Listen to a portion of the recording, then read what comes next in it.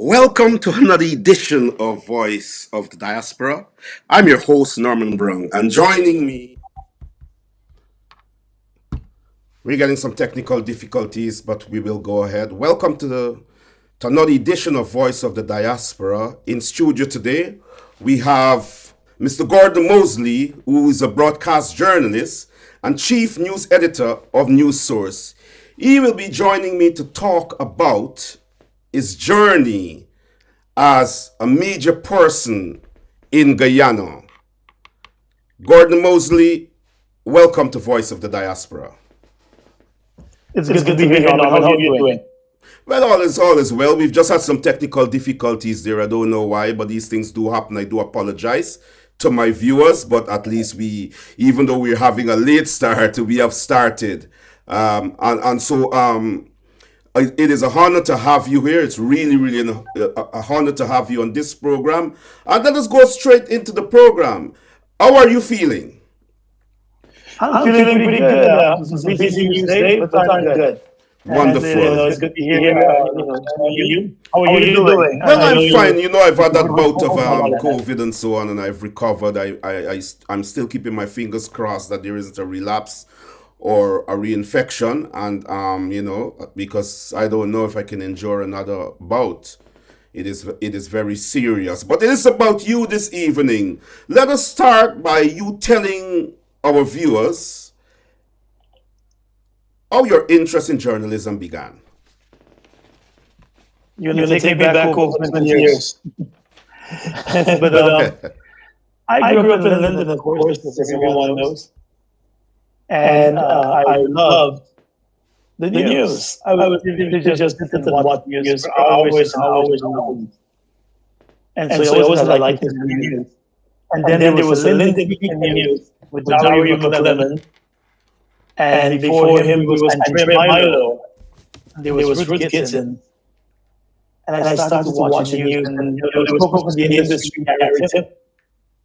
And so there was always that interest in information and the news. And so I focused on that. And over the years, the interest has grown, and here I am. You have emerged into one of Guyana's most popular journalists, if not the most popular journalist, and your quality of journalism. Let me say to the viewers, as many of you know, for those who do not know, Gordon Mosley is a relatively young man, but he's a veteran newsman. He's a veteran journalist. Not many have accomplished that, and you have emerged into. You've worked for different news entities, I think, before you would have stem off into your own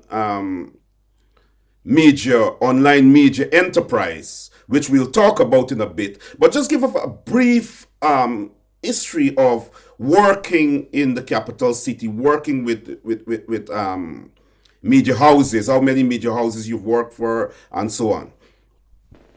Well, outside of News Source, I worked for just one other media house, and that was Capital News. Okay. That's where I worked up to 2013. And in early 2013, I decided to move on and go on my own, because by then I would have spent about 14 years in Capital News. So that was the only other media house I worked at. Before that, there was a student while I was in high school, the Linden Weekend News, which was at the time produced by family co-media production. So that's where it all began with community news. That was a community newscast, weekly newscast. And so I was in fifth form and fourth form during the summer vacation, and in the afternoons after school, I would go down to the Cook studio, that's the building, at the top floor. And that's where I learned editing and voicing ads and writing scripts. And then I moved in 1998. And so from there with Capital News, I've been with Capital News for 14 years. Okay, 14 years. That was quite a stretch. And then you moved on into your own business, which we'll talk about in a second. But before we go to a few clips, as we go along, we'll be showing a few clips of your work and so on. I've mixed a few stuff up because of the technical difficulties, but hopefully I'll be able to find them I've listed them, but because of some problems, the list I can't go according to the list now because everything is jumbled. But tell us a bit about your experience in the media field in journalism.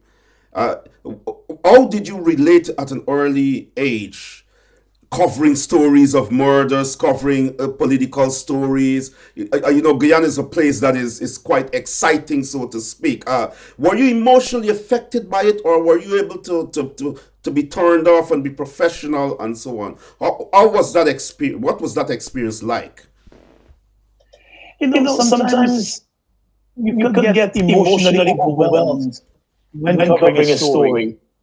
But over the years, I've been able to do the job and do it professionally. I think that is the important thing. And that's what I've been focusing on over the years, and that's what I've hopefully been doing to the satisfaction of my life has been yours. So there have been incidents that really hit home. Covering a murder is never a good thing. Covering an accident is never a good thing. Covering a fire that is never a good thing. But there were two stories that really hit home in my early years as a journalist.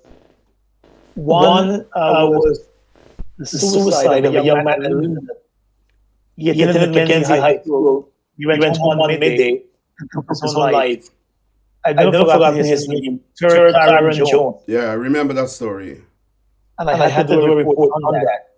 And when I was doing the report, someone told me, "Oh, you get this television program and then singing." And I found a clip of him singing, "I Wanted That Way." It was a popular song at the time by the Backstreet Boys. Tell me why ain't nothing but a heartbreak. I can't think. But You do it well. I want it that way. And the song and the situation sort of hit home. So that was the first one that, it was my first experience covering suicide and covering it of a teenager. He was no older than 14 years old. So there was that. And then there was another incident where there was a big accident. Mhm. I think along the Mabur Road.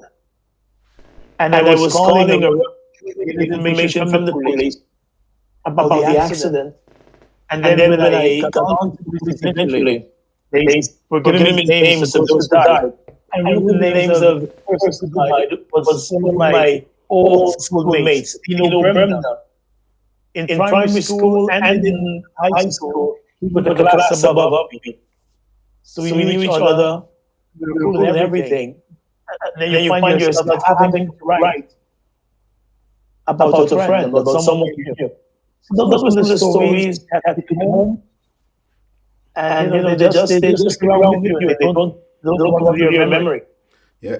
But now that you're covering really big stories over the past years, after those experiences, do you think that it become a sort of it became normalized to you in the sense that you can shut that emotional aspect of you down and write a story about a murder? You're covering a lot of COVID. You're giving updates on COVID-19 and the pandemic in Guyana, and you would be reporting and giving statistics about the deaths and so on. Were you able to have access to the facilities, albeit with proper protection, to actually witness people who are suffering from the? No, You haven't. they don't allow that. They don't allow that. They wouldn't allow the media to go there. Yeah, When it no, comes no, to when it But I reported on the first case and the first death. Those were the first yes, story yes. about the first case and the first death in Guyana. So that's actually And history. yeah, the funny thing was, I had just come home to pick up something, and someone called me asking what was going on in the hospital. Yeah. I said, "What do you mean?" They said, "Well, there are a lot of people walking around like tooth. Maybe you should check it out." And so I went down there. No one was answering any questions. You get about the doctor, the officials. I took video clips and all of that. And by the time I got to my office and make some more calls, I was able to confirm that that was the first COVID case and the first death. And since I've been covering it, but always from a distance, keeping safe and all that. You have proven to be an all-rounder in the field of journalism.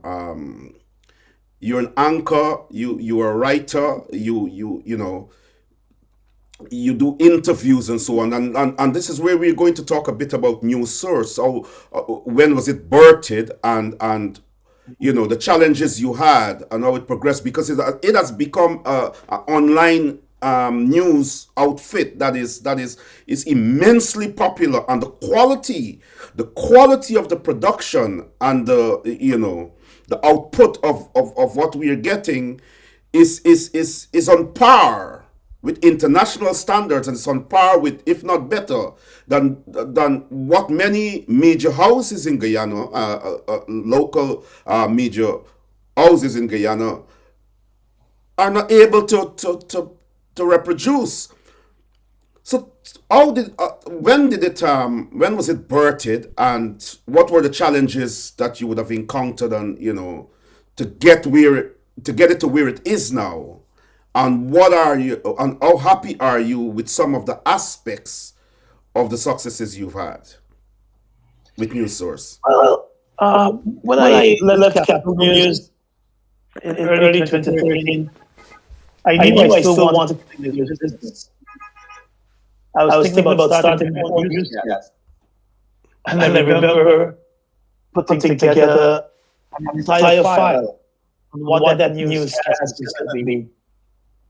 And I went to one of the local TV stations that did not have a newscast at the time. Mm-hmm.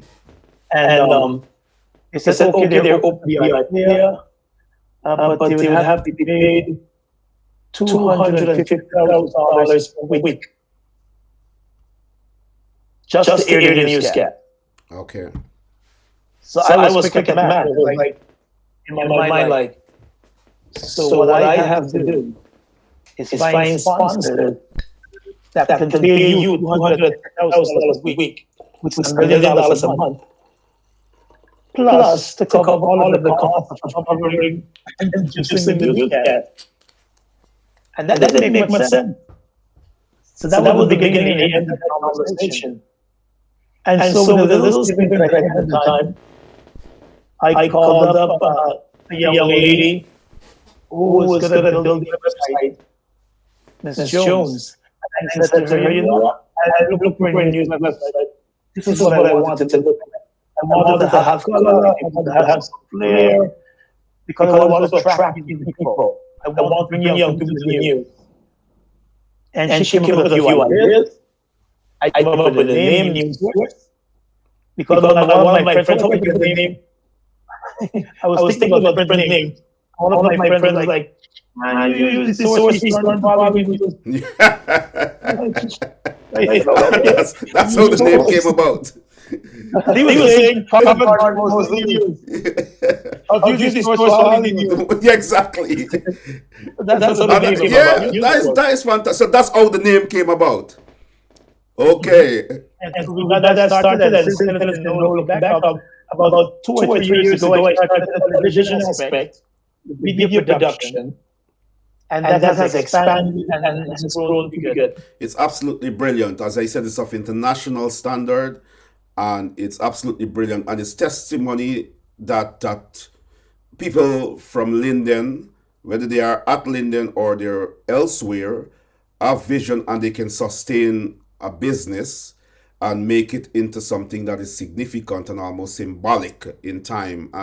Let us, before we go to our first clip, I wanted to, so in your sojourn with your private entity, News Source, your online media house, how did you struggle to get sponsorship? Did government subsidize? Did government assisted in any way? Did they give you state ads? Because I know yourself, and this is what I want to briefly talk to you about.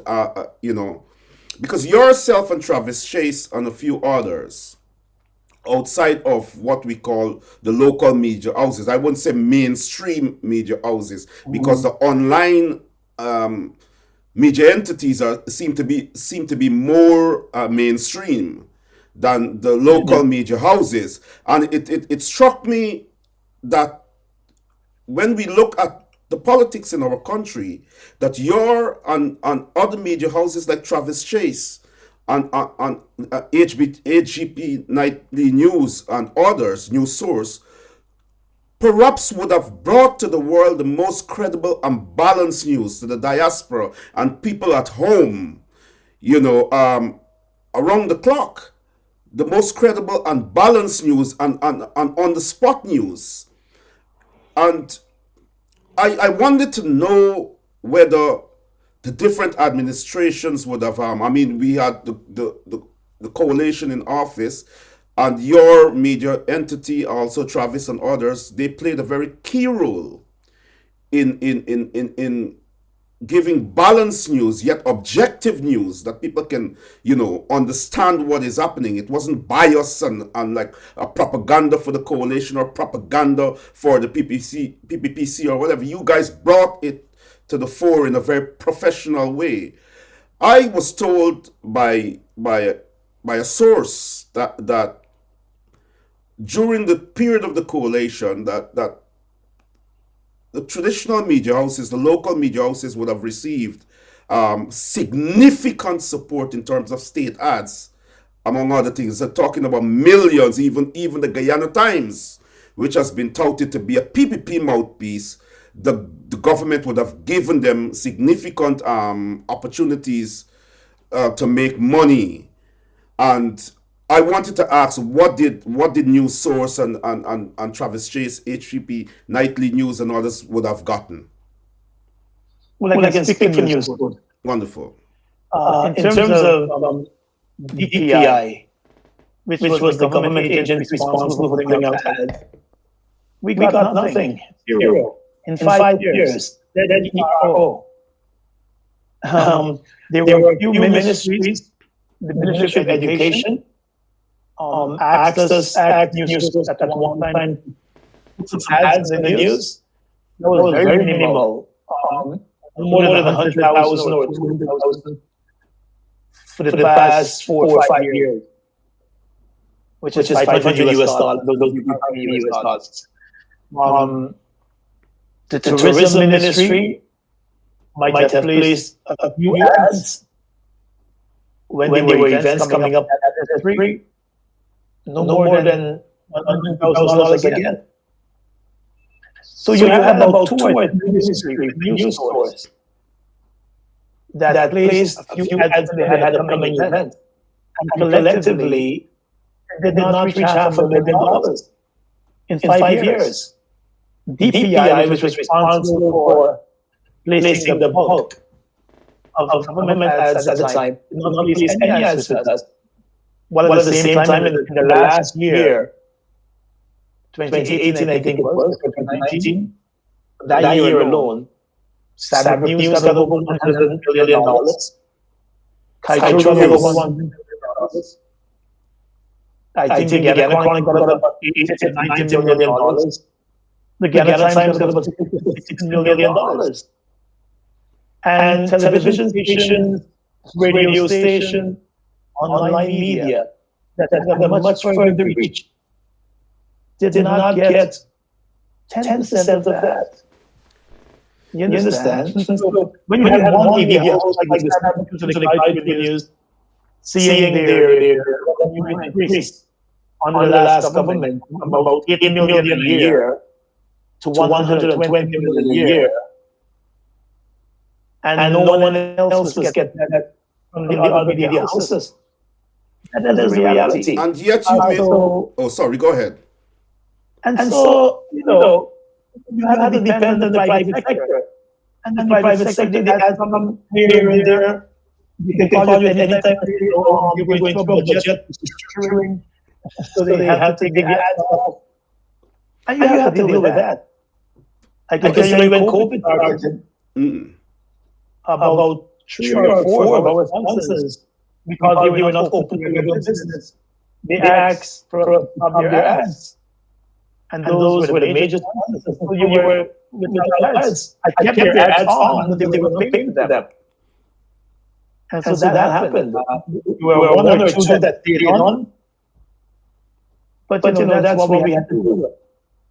So there have been challenges, and it's very ironic you say that, because here is a situation where during the campaign for the 2015 elections, yourself and Travis Chase and others would have, as I said, gave balanced news, credible news,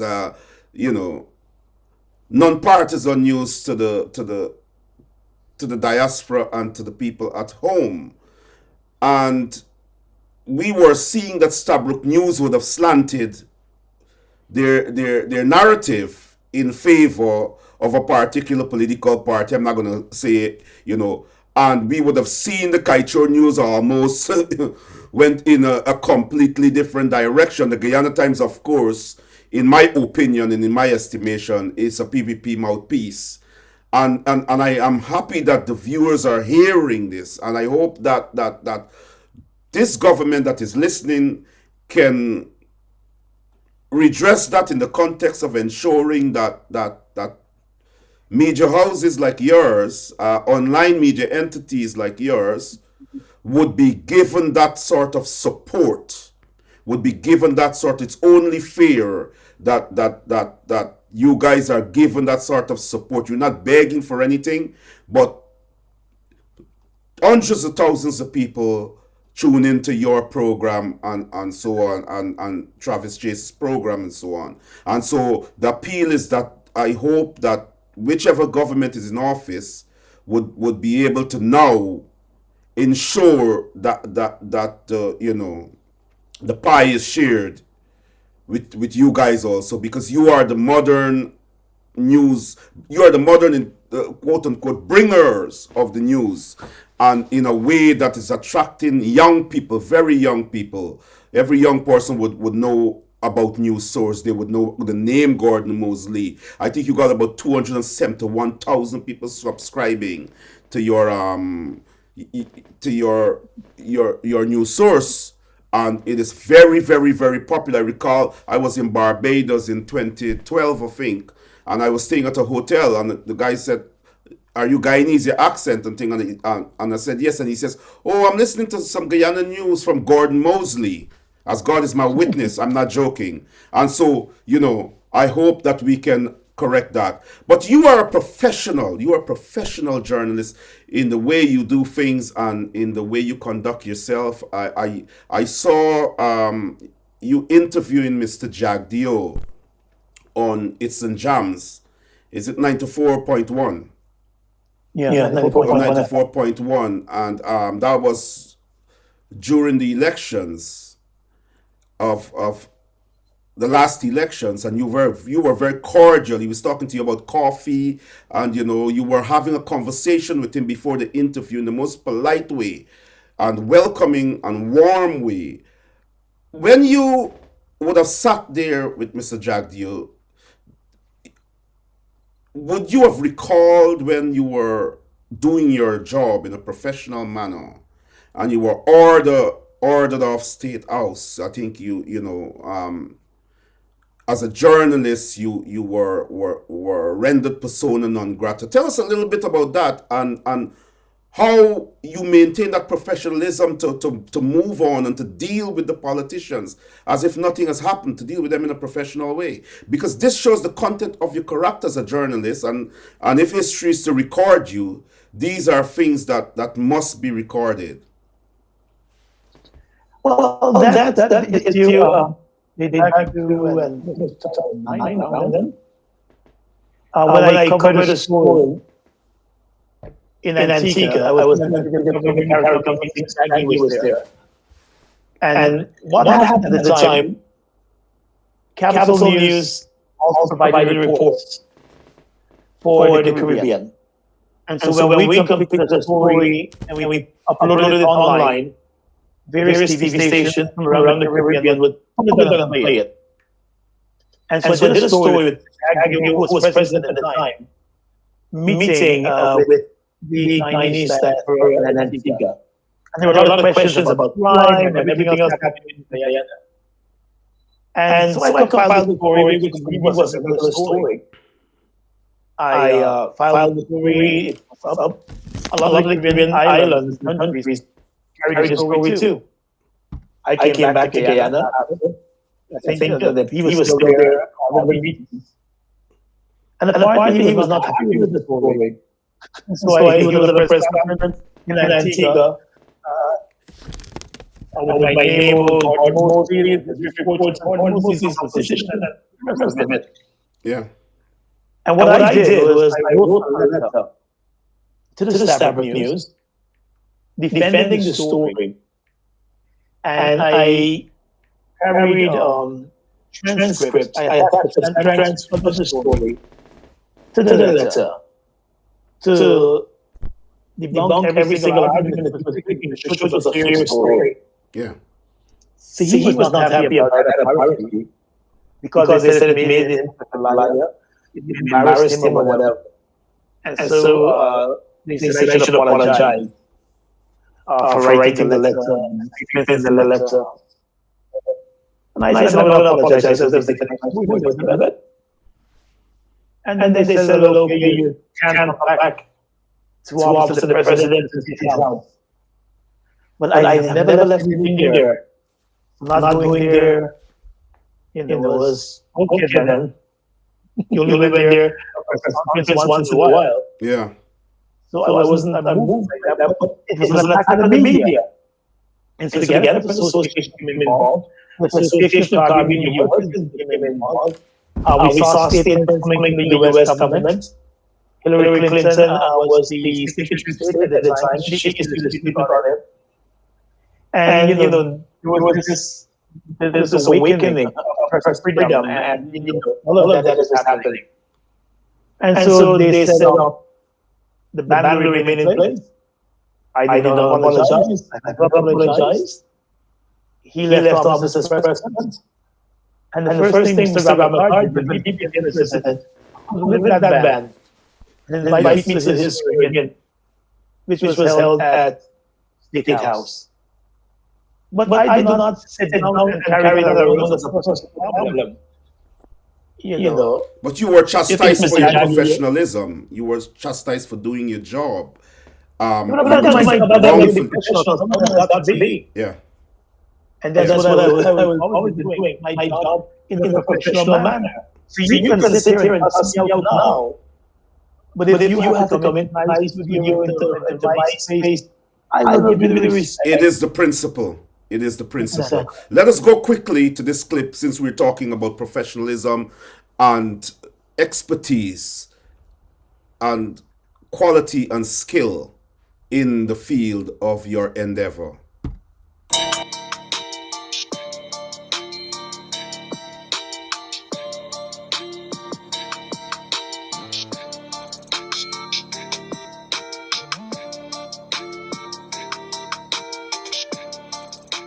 Welcome to the very first edition of Inside Sources. It's a new podcast hosted by me, Gordon Mosley.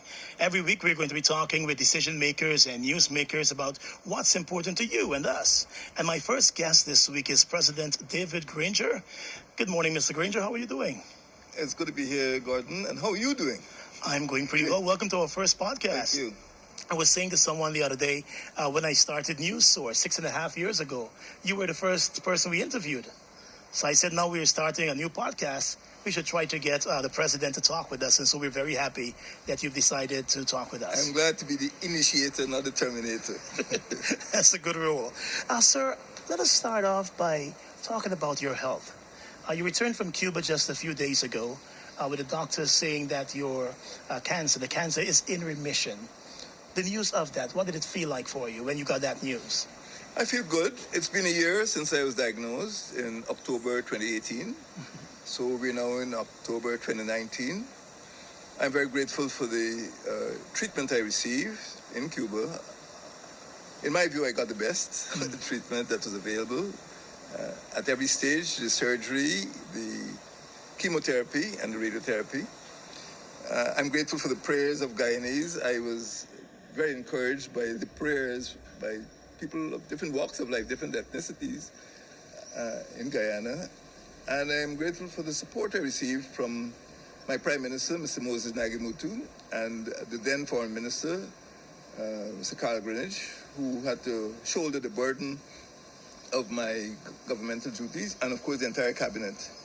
I have not traveled on governmental business for a year. I have not gone to meetings, CARICOM or United Nations. So these two ministers, the Prime Minister and then Foreign Minister, really bore the burden of my duties during that period. I'm very glad. All around, I feel good, and I look forward to going into the campaign, which will soon start, and to returning to office in March. Take us back to that year, though, sir, October 2018. We saw you leave the country in the company of your wife, and citizens were not sure what they were going to hear. When you went there to your doctors for the first time and they sat you down and said, Mr. President, this is the diagnosis. How did you feel at that stage? What was going through your mind? I was confident that whatever the diagnosis was, I would receive the best treatment from the experts. Before I could put my suitcase down, I was greeted by 6 experts in Cuba. I was visited by the President of Cuba, the Vice President, Foreign Minister, and my wife was there throughout. Even this last visit, she was a tower of strength. She supported me throughout, and I don't know if I would pull through without her encouragement. But I never lost faith. The doctors in Cuba were always positive. They were always precise. They never told me things which they were sure about or which were unlikely to occur. They made sure of their facts. They did their tests, and then they would give me their diagnosis. And no report was issued until they were quite sure. And I myself kept the Guyanese public informed. Many persons were speculating, and I did not issue any report until I received the best advice. And every time I've left the country, and every diagnosis or prognosis that I've received has been communicated to the Guyanese people.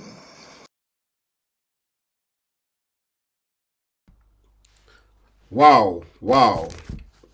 Look at the professionalism. That's you interviewing Gordon, Mr. Mosley, the president of the then president of the Cooperative Republic of Guyana, and you were interviewing him from it wasn't news source per se, it was your interview inside sources. And so that is what is inside sources? Is it like a subsection of news source, or is it to tell us a little about? It's just a podcast I started. Okay. I hope to restart it because I took a break to focus on the election coverage. And so I have to restart it. Well, look at the professionalism. Look at you can see that's a seasoned journalist interviewing the president of the Cooperative Republic of Guyana. And of course, if you weren't a seasoned journalist who knew what he was doing, you wouldn't even have that sort of access to the president to conduct an interview. During your time as a journalist, how many famous people, locally and internationally, you would have interviewed? If you can recall a few and tell us a bit about them. A lot of folks. I don't know them. From the former Prime Minister of Trinidad, Cameron Prasad's successor, late Patrick Manning, to the former Prime Ministers of Barbados, Owen Arthur, late David Thompson, many Caribbean leaders, public CARICOM meetings, in the entertainment scene. Any artist who comes together, you share a little bit with them. So from Richard Banton, Victor Williams, Destiny Child, some of them. But you have not only interviewed the former president. You've interviewed recently, when the PPP would have, you know, gotten into office. You would have interviewed the president of Guyana. Let us have a quick look at that too.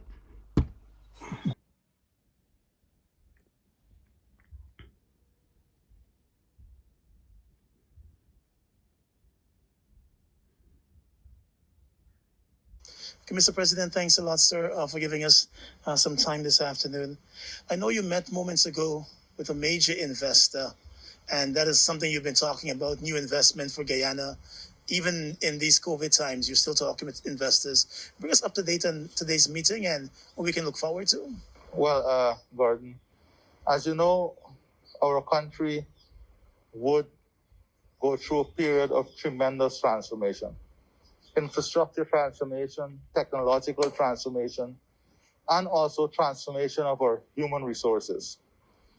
Very important to this is ensuring that our local population enjoys the benefit of this transformation through job creation and through the opportunities that will be created. And as I said before, our commitment to the manifesto is unshakable. And what part of that commitment, as you know, is the achievement of 50,000 house lots. And we want to have at least 25,000 homes built over the next 5 years. So we went out for a public expression of interest for housing, for hotel development, and recently went out for another expression of interest for private sector partnership in the sugar industry. And then also we're talking about the development of a Wales Development Authority. So all of this is stimulating a lot of regional and international interests. So as you said today, yes, I met with a major regional investor who has keen interests in all these areas of development. We also Have you ever during the course of your and then you're still very active in journalism, have you ever been interviewing a public official, a politician, or someone, you know that is upstanding in the community, or is there, is popular, and is known in society, and your expression would have changed and become obvious because you knew that they were, you know they were not telling the truth, or that they were like, have you felt that, like, interviewing? Even if it's in my mind, I don't bring it out. But I hope I'm not bringing it oh, out. you hope you're not bringing it out. But look, I think that you have built something that is very, very laudable, and that you have made your mark as a journalist in Guyana, as a media man and media person in Guyana, and you continue to do that. And I hope that those who, and I know that is there's a slim chance of no one not knowing you, that is, on my friends list or so on. But your work has been multidimensional, in the sense that you are not focused on just anchoring or anything. You are doing almost everything, and that is what is remarkable about News Source. It is what is remarkable about yourself, because you've proven to be an all-rounder. You've proven to be an all-rounder. As I said to my viewers, and I do apologize, and to you, Gordon, that I mixed up. I've had this thing put together properly, but because of the technical difficulties, everything is mixed up. So I can't work according to my list to find the slips. But I think that this is one of your newscasts from News Source. I think that was today.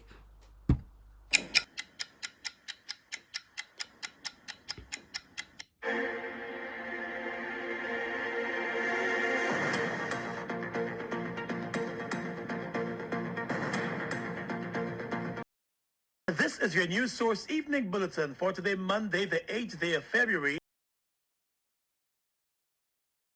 I'm Gordon Mosley. Here's what we're tracking tonight. The ExxonMobil company today confirmed that it is continuing its flaring exercise above the permitted level. The company's president and production manager both expressed their regrets and concern about the high level of flaring.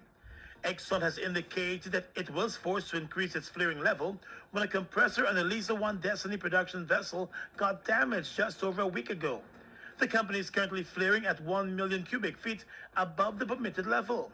The damaged compressor has been sent to Germany for repairs, but the company decreased its daily oil production while increasing in its flaring, which has left many environmentalists worried about the impact. Exxon Guyana President Alistair Rutledge. So I can assure you, we take this incredibly seriously. I mean, Mike and I and the rest of the team, I mean, we're working at 24/7. We wake up thinking about it and we go to bed worrying about it. How do we get it fixed as quickly as possible? We don't want to be in this position.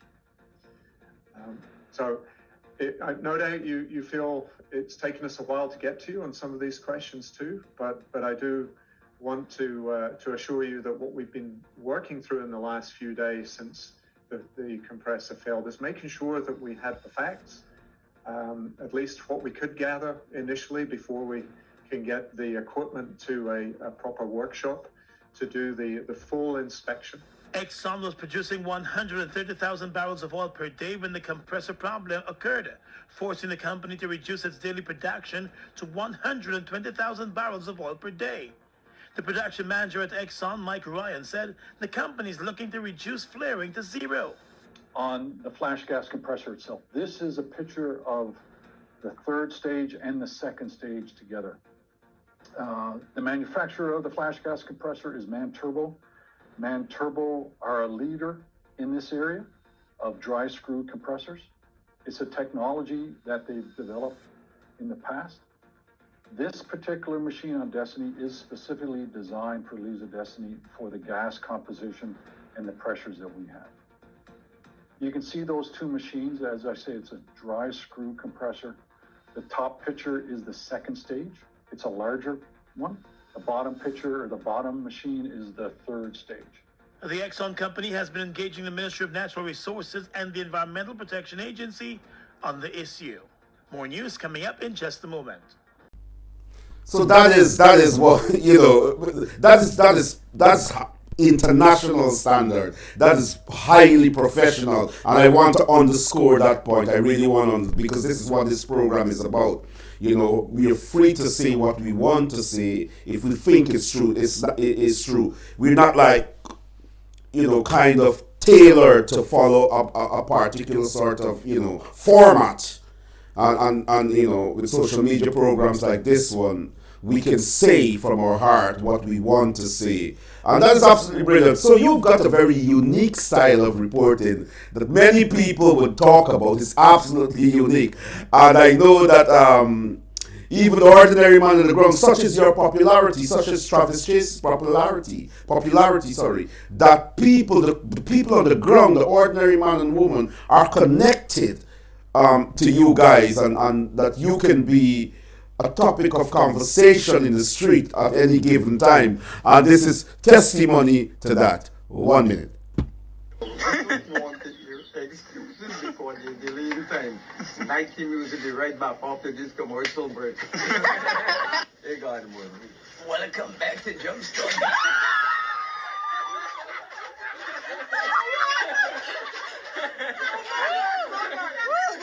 More garden.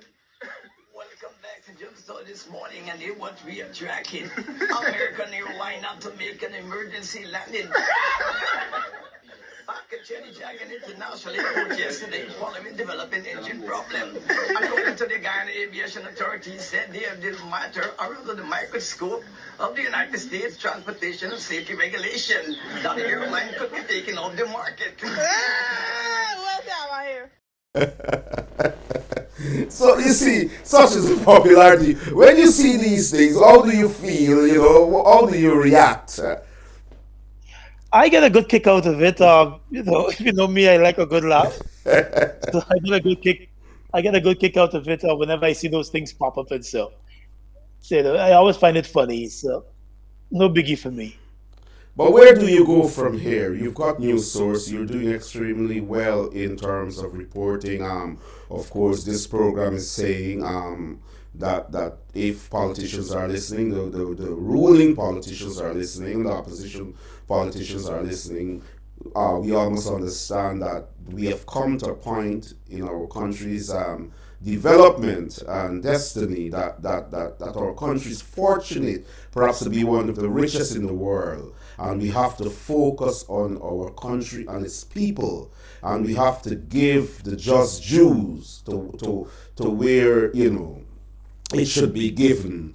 And I do hope that that culture changes and that our people that are shining stars and that are making a major contribution to our society, whether it's in terms of information, whether it's in terms of entertainment, whether it's in terms of sports,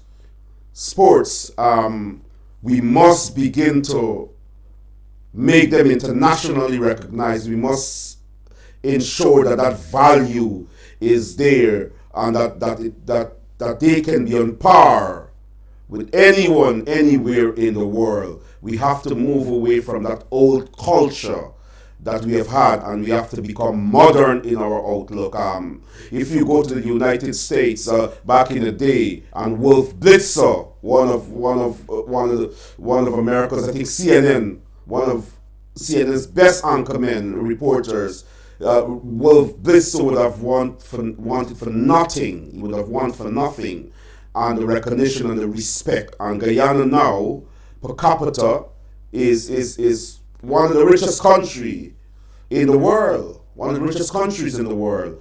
And we have to see our people being empowered. We have to recognize when we walk in London, when we walk in New York, and we talk about those who have made tremendous contributions to Guyana, the world must also recognize them. It's not only about taking the oil to other places and not empowering our people. What would you like to say to young journalists, Mr. Mosley? Because we've got another 5 minutes before we wrap up. What would you like to say to young journalists and media workers, young people aspiring in the field of endeavor in which you are? What are some advice you would give to them? Work hard and don't get caught in the hype. You're nobody's friend. You're there to do a job. Just do your job and do it professionally. I think a lot of times people get caught up. Someone knows them, someone gives them a big up with a story, and they suddenly think, me, that person is cool. You're not cool. You're not their friend. They don't come to your home. You don't go to their home. You understand? Just do your job and do it professionally and hard work. I get up at 4 o'clock every morning. I prepare and record the news for the radio. I leave home by 5:30. Go to 94.1. I do a 3-hour morning show Monday to Friday. Now I hit the gym. It may not show, but I go to the gym just after for another hour. I come back home by 11 o'clock, and I'm working for the rest of the day because it's hard work. It's what I know. I'm talking to you now live. At the same time, you may have noticed me looking away from time to time. Yes. Because at the same time, you're still working. I'm still working. I'm streaming tonight's newscast live too while I'm talking with you. See that? You understand? You see that? And so that's what I do. And so my day ends at around 8:30. I watch a little bit of TV sometimes, get some dinner, and I go to sleep. But in all, you enjoy what you do. You enjoy it. I think I do. I especially like radio. I don't own my own radio station as yet. But it's funny because Granny is so popular. And I think you do that on radio. Is that on radio? On 94.1 FM. It's the number one morning show in the country. It is actually. But listen, it is so funny that we listen to it in the diaspora. People, we talk about it because I look forward to hearing Granny. And the way you respond to her and so on. And I really want my viewers to have a look at this before we close. And of course, we'll wrap up. We'll take another 5 minutes after this to wrap up for you to say what you want to say on this program to the people in the diaspora and to the people on the ground at home. The voice of Lady Guy, mind dear, with Granny Fit. That song came out decades ago, and she became very popular with that song across the U.S. Folks always loved that song. When she went out in Brooklyn there to sing, and so she did the Granny Fit, and she would usually strip. Oh wow! Is she an older person or she She was an old woman. Oh seriously? Yes. Oh, so that's why she made the song Granny Fit. Granny was fit. Granny was fit, and so she did the song for several years. Talking about Granny Fit, we got to check in with Granny every Friday here at 94 number 1, and she's supposed to be on the line. Good morning, Granny. Hello, good morning. How you doing? Garden a cold. You what? A cold. How got your cold, Granny?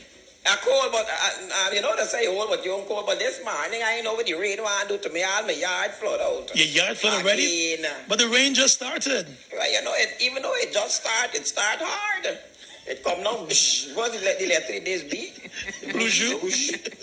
Bourgeois. So how have you been, Granny? Well, I had a good week, Yesterday was the B-Day. What the birthday was? Yes. Happy birthday. Thank you. Happy I don't birthday, celebrate. It's a voice I hear it. I hear a new voice. I'm Renata. I'm here on the program now. Oh, Renata. Yes. Renata's a new girl in the program. So why with what's your name again? Juanita? Why with Juanita? Juanita has moved on. Juanita's busy with her full-time job, and so she said waking up as early, she can't keep doing it. So she should have left in June, Renata, but she welcome gave us an to the extra team. month. Thank you very much, You Granny. see, this my garden is a pimp. First, he had Nuriye. Then he had Alano. Then he put it on Juanita. And now you got me. And now we got you. All right. I hope you're able with it. Well, pimping ain't easy, so. You see how he's dressed up bad? Oh, yeah. It's a pity they ain't see any footwear. But God know you do it, man. You promised me a piece of cake. Huh? You promised Granny cake for the birthday. Well, it's the weekend, so I'm going to Buxton on Friday. Today's Friday. I'm going to Buxton this afternoon and tomorrow to get some black pudding and some. You're going back there again? Yes, and some ice cream. The ice cream is good. You never know. Julie Mango up there, Julie Mango? You're making jokes. Julie Mango in Buxton. To what? What's that in Nigeria, Bernardo? So you could walk in Renato. You'll probably come along for the drive. Yeah. So what else is new, Granny? There's a new president, a new cabinet? Well, Garden, I like what I see, I see a lot of young faces in the place. Nah, they had place in no Granny. It's good that put a lot of young faces because I want to see a lot of young people. So young people could bring out young people and we could get everything young because I'm looking for a young person myself. You got to farm your own cabinet. I see this one, what's your name again? The minister, Priya, yes. Priya is back. Priya is back. Priya is back when she back. Well, I know for it's what education, right? Yes. Well, I know for sure them children know for spell rape. Because she's lead out of rape. So I know they're gonna be good at that. And ropes is what you get again. Ministry of Home Affairs, Public Security. Okay, it's going to take you off the road. The rope used to bend up. Ropes and bend. If you talk to a clocky body, you get your bed by 10. The way the curfew is 2 still already. I know, but no ropes might send you home early. Bed early. So them young people going to try to with the curfew thing. Yes. And this man we name Roy. Who's Roy guy? Was you rowing the boat then? They had no place. They had no place to row. Well, the only thing he could have guessed, Minister, middle finger. Every time I hear the name, I just remember middle finger. Roy. He didn't get anything. Roy. He probably have another position in the government, but I like the young faces that say, well, I want to be close with the with culture. And culture? Yes. Charles Ramsden Jr. Does he name? Mm-hmm. He's a junior. Yes, his father's a former judge, and so. Oh, must he know he? Yeah. Talking about the I hear your uncle passed away. That's a couple of years ago. His real name again? Keith. Oh, Keith. Uncle Keith. Uncle Keith. I didn't even know I was listening to the program and a guy called and asked you for Uncle Keith. He feel you must be the home. 30 days now you landline. Let me tell you, I know Keith good, you know. But I didn't know it was your uncle. Well, if that was your uncle, then you are call me great granny. Why? Oh, you mean me, Keith used to get it on by the boom boom alley there, you know. Uncle Keith didn't live in Georgetown. Hello.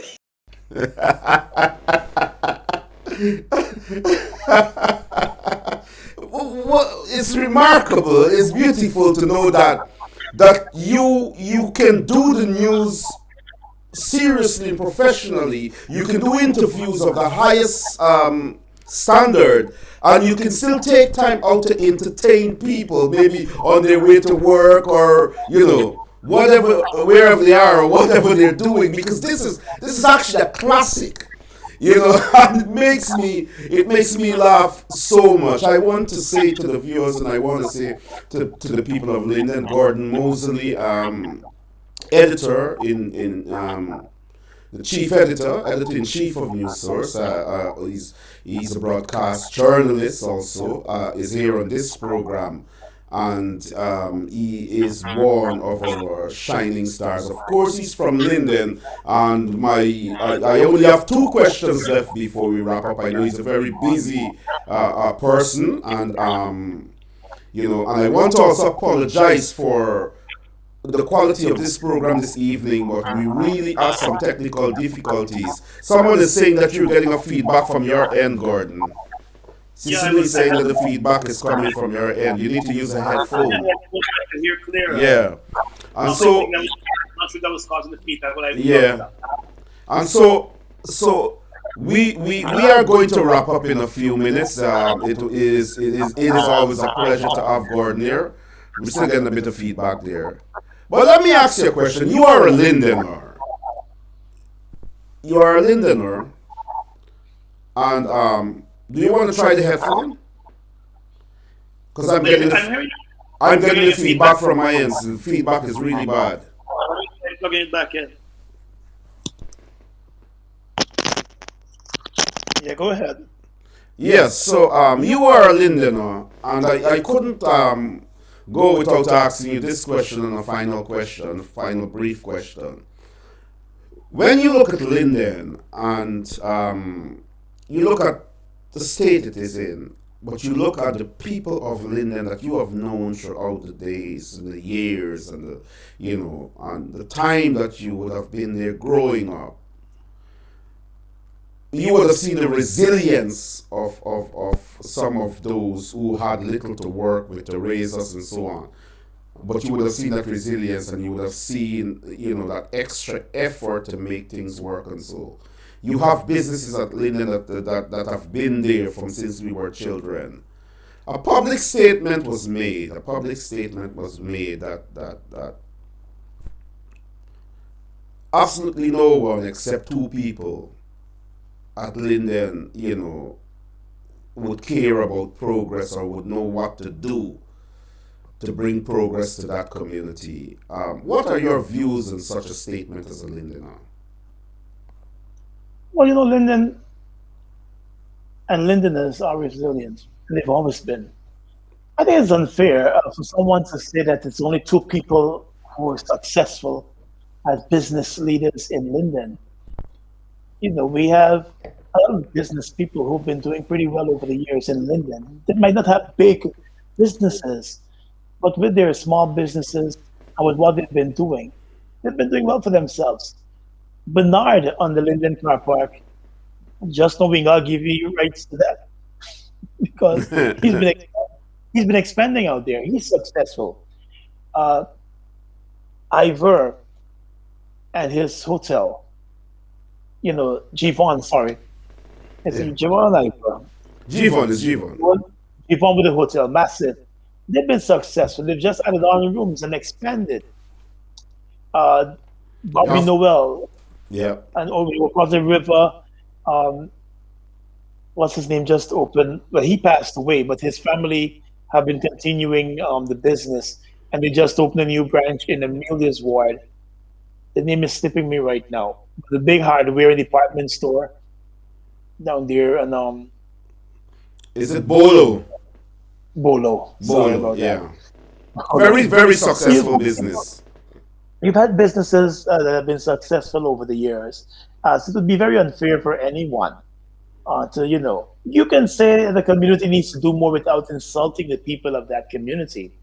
I think, we have this way of, we get a little position or we think we are better off than others, and we think the best way to deal with it is to speak down and talk down to them. That's not the way to do it. Linden has had its fair share of problems, but Londoners have not allowed those problems to keep them back. You look at every sector in this country that is doing well, and there are Londoners there doing just as well, helping those businesses, helping the country to move on and grow. And I think that is what we ought to be focusing on, celebrating Londoners. I think we don't focus on that enough in the community. And we try to talk down each other. What we've got to do is find ways of building Linden back and supporting Linden, supporting businesses in Linden. That's how you grow a community. That's how you develop a community. If there's a bread business in Linden, you support that bread business in Linden. You support that local pastry maker. You support that local hardware store because they're the ones who are going to bring back jobs into the community. They're going to keep the money within the community. They're going to develop the community. I think that is the way to build and develop. I think we have a good crop of young people in Linden in leadership positions, and they ought to be supported. We have a young mayor. We have a young regional Regional chairman. chairman, yeah. We have a young member of parliament. Two of them, two young member of parliament, both in their 30s, and they've been doing pretty well for the community. And I don't think sometimes young people involved in politics get enough credit for what they're doing, the sacrifices they're making. And the same goes for some older folks involved in politics. Politics is a drag. You do well and people cuss you, you do well and people cuss you too. But I think what we've got to do in Linden is find ways of developing the community and working with each other and supporting each other. There's a young lady who just opened a sports bar up in Linden. She works in a commercial bank, has a senior position there, and decided, she could have sat down in Georgetown and stop at any corner and open a business to do well. But she decided to go back to Linden, open her sports bar there. I have another friend who opened up a boys store in Amelia's ward at Dr. Haynes Mall, selling clothing for boys only. And it's still open. These are people who could have opened the store anywhere in Georgetown and do well. So I think what we've got to find ways of doing as community leaders and people who, had the benefit of coming out of Linden is look for ways of how we can pull others up with us. I think what people have in their mind is, this is me time. But if you're heading to 60 and you're still thinking this is your time, and you're still thinking that you need to prove a point to somebody, everybody miss you.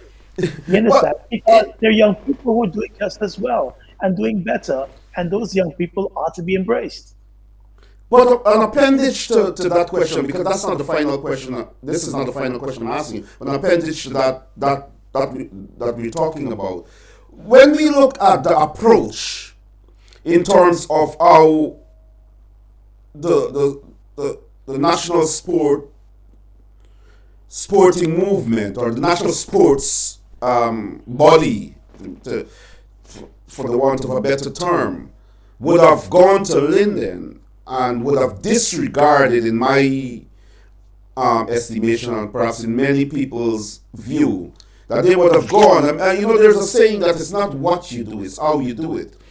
And to have gone to that community and disregarded the people without, involving them or having consultation with them or showing a certain amount of respect, knowing that you would have gotten that support and help from Gong, as we would say it, from your teaching days.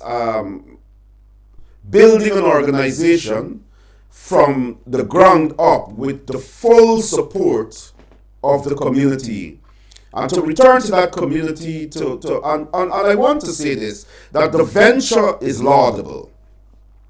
The approach, in my opinion, was wrong.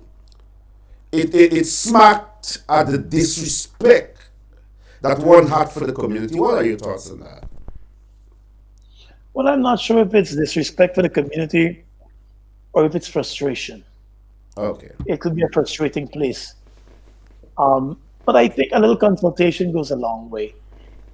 And consultation doesn't have to be, you have to meet the whole Mayor and Town Council, the whole regional council, and every pastor, pandit, and imam in Linden.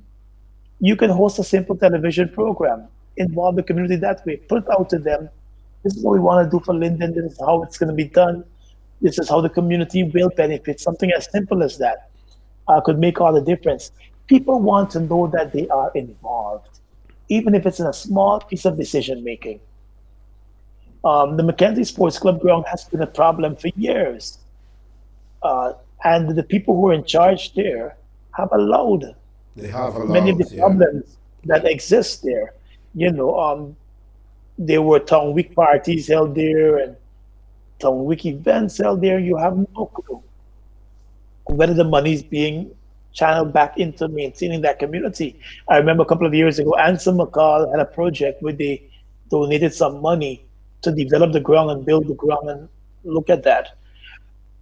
So you know, it could be a frustrating place sometimes, but I think those who've been in there forever long, they need to probably shift away and allow people with younger minds, newer ideas, to sort of work along with those who want to bring the development into the community. And there are people like Figuera, Tehran, colleagues abroad now, but colleagues normally you can consult from abroad. There are a lot of Linderners here. Lincoln Zephyr, another productive.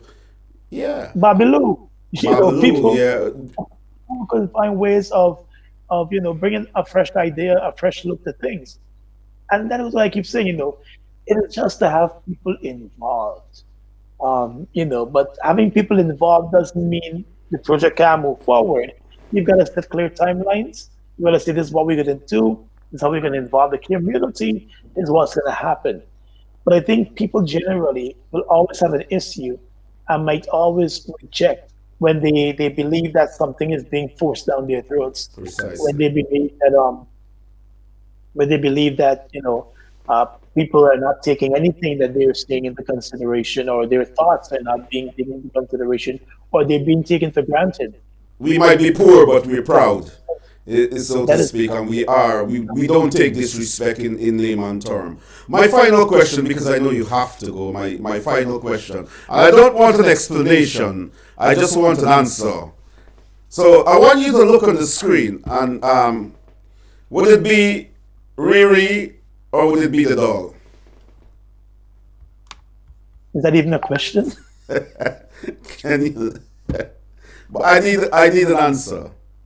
Rihanna on any given Sunday, Monday, Tuesday, Wednesday, Thursday, Friday, Saturday. I am glad you said that, because then the doll can be mine. Gordon Mosley, thank you for being on this program. Good luck. I am. Thank you for being on this program, and I do apologize to you and to the viewers for the glitches that we have had. I think it's because all my iPhone equipment are rebooted and so on. So yeah, so the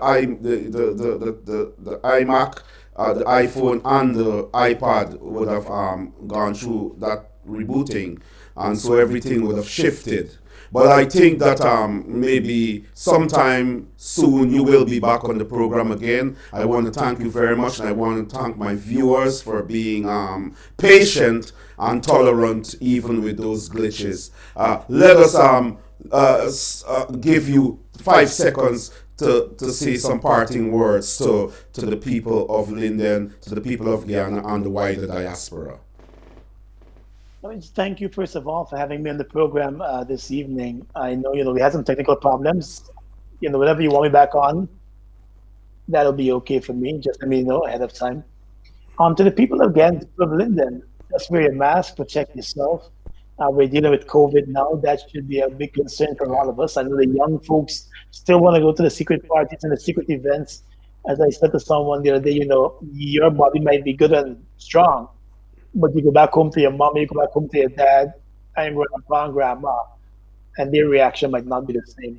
So take that into consideration and be strong, people. Look out for each other and focus. I always tell people to focus on what's ahead. Thank you very much. And in parting, I will leave with my viewers the one and only Granny. The voice of Lady Gun, mind dear, with Granny Fit. That song came out decades ago, and she became very popular with that song across the U.S. Folks always loved that song. When she went out in Brooklyn there to sing, and so she did the Granny Fit, and she would usually strip. Oh wow! Is she an older person or she She was an old woman. Oh seriously? Yes. So that's why she made the song Granny Fit. Granny was fit. Granny was fit, and so she did the song for several years. Talking about Granny Fit, we gotta check in with Granny every Friday.